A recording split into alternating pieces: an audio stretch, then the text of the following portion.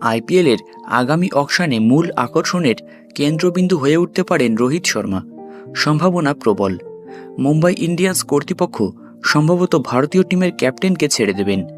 তেমন হলেই অকশনে রোহিতকে নিয়ে কাড়াকাড়ি হবেই। প্রাক্তন ক্রিকেটার ইরফান পাঠানের মতে একাধিক ফ্র্যাঞ্চাইজি রোহিতকে পেতে সর্বশক্তি দিয়ে ঝাঁপাতে পারে। পাঠান বলেছেন, এবারের অকশনে যুদ্ধ হবে। যুদ্ধ। রোহিতকে টিমে নেওয়া মানে অতিরিক্ত প্রাপ্তি। সব স্তরে ক্যাপ্টেন্সির বিশাল অভিজ্ঞতা। সব টিমই ওর মতো ক্যাপ্টেনকে পেতে চাইবে। পাঠান আরও বলেছেন, রোহিত টিমে থাকা মানে একজন সফল ভারতীয় ক্যাপ্টেনকে পাওয়া। তাছাড়া ইম্প্যাক্ট প্লেয়ারের নিয়মও ভালোভাবে ব্যবহার করতে পারবে। বিদেশি ক্যাপ্টেন হলে ফ্র্যাঞ্চাইজিগুলি তাকে প্লেইং ইলেভেনে রাখতে বাধ্য হবে। ভালো ফর্মে না থাকলেও খেলাতে বাধ্য হবে।